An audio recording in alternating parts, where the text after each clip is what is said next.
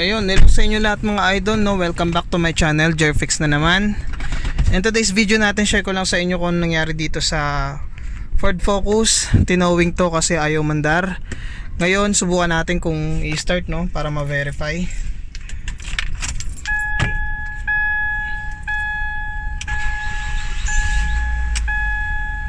Iba yung mandar.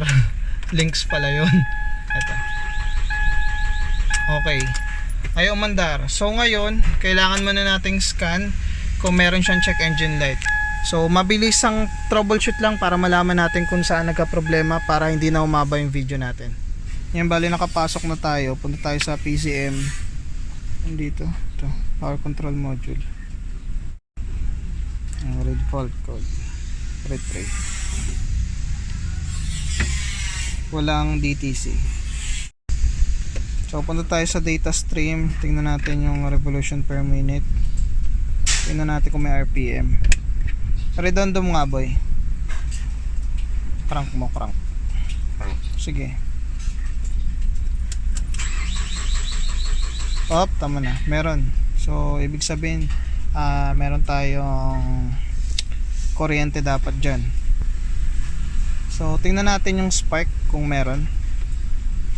Punta tayo sa labas. So ngayon titingnan natin yung spark dito sa ignition coil. Tanggalin natin yung isa. Okay. So kuha ka ng flat screw boy. Basaan, may moist flat screw, Phillips screw.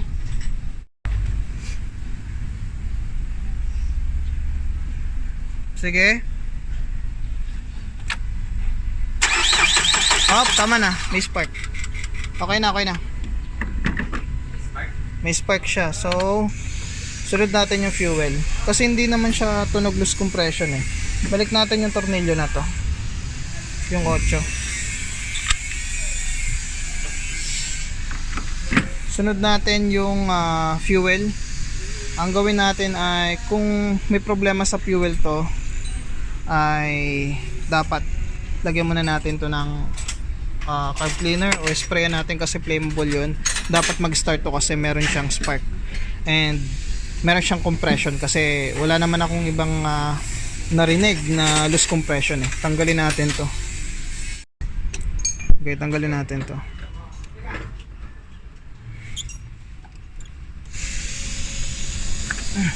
Bang pakisuyo nga ng carb cleaner. On tapos accelerator. Yan, ganyan. Op, teka. Hindi mo i-start. On lang tapos tapakan mo lang yung silinyador. Huwag mong bombahin, ganyan lang.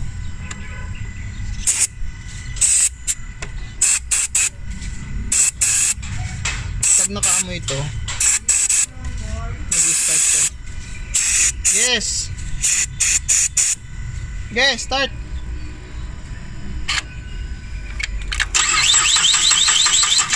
Sige, tuloy. Ano? Okay. So, okay na siguro yun. Ma-verify naman natin. Ignition on muna natin. Tingnan natin injector.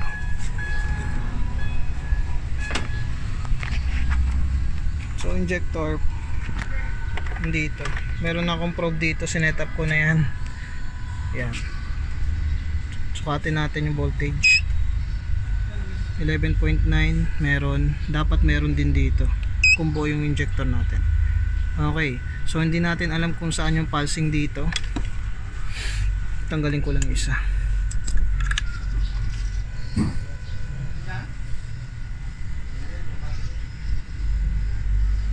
So tingnan ko lang saan ito. So ito yung voltage natin, green. So yung pulse dito yung itim. Yung pulse itim. Yan, ito. Pakiredondo nga boy. Natin kung may pulsing. Oh, tama na. Meron. Okay, good yung injector circuit. Punta tayo sa fuel pump. Tanggalin muna natin tong upuan.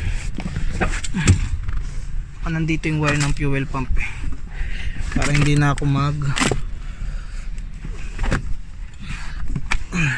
Saan ba yung fuel pump? Ngayon bali nakita natin yung wire.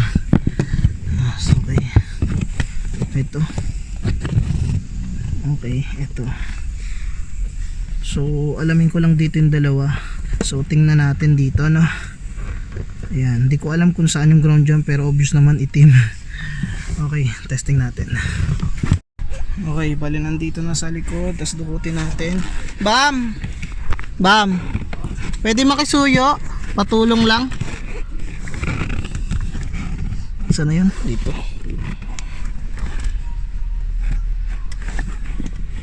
Tupiin lang. Hawakan mo nga boy para may ilaw tayo at the same time may video. Ganitohin mo. Tutusukan ko lang. Pero dapat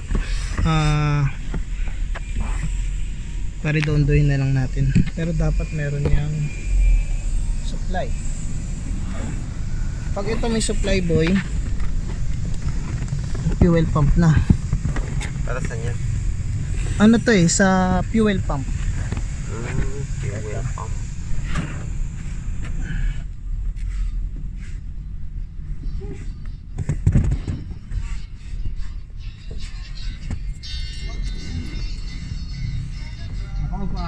On. Okay. Meron. Tas dito. On. Okay lang, okay lang. Naano na natin. Na-verify natin na meron siyang supply. Sabay tumutunog dito. Nandito yung pindut. Nasaan na yung pindutan nito? Ayan. Okay. May ground tapos merong supply galing sa ECM. So fuel pump nga. Okay na boy. Fuel pump.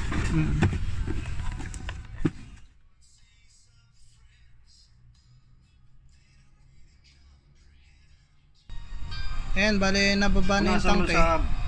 Tapos yung pump niya, nirepair lang kasi natanggal yung wire. Tingnan natin. Yan pula. Ayun oh. All goods. Masikip na yan boy. Sige nga, takatakan mo. Good yan, good. Kaya masikip yan.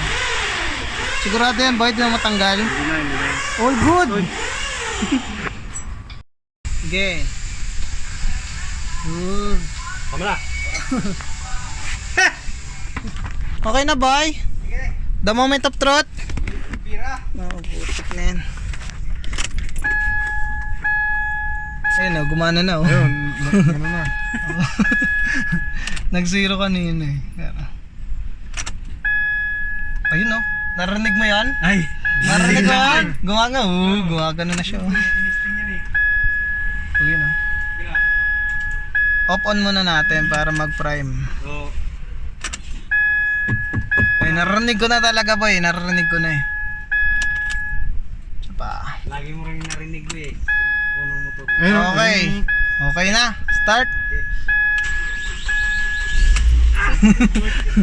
Mandar na boy. All goods. So ayun mga idol, napastart na natin yung Ford Focus na to. Mabilis na diagnosis lang, then mahirap gawin kasi nga binaba yung tangke. Bale, wala kasing butas yan sa itaas, di katulad ng iba para maka-access tayo sa fuel pump. So ayun, napandar na natin and nagka-problema lang sa wire, pinalitan ng terminal, then ayun, maganda na yung kanyang pagkakakapit. And then wala tayong pinalitan na parts. So basic troubleshooting lang. Okay, so sana meron kayong konting natutunan sa video natin for today, and I hope nagustuhan nyo yung video na ginawa ko para sa inyo. Okay, maraming salamat po, and magpapaalam na ako kasi uwi pa ako eh. Medyo malayo pa yung uwian ko, Bulacan pa, and nandito ako sa Cainta. Okay, maraming salamat mga idol, no. Bale, hanggang dito na lang yung video ko, and then ayun, basic diagnosis sa pag-troubleshoot ng cranking but no start dito sa ating Ford Focus na gasoline engine. Okay? Thank you so much po.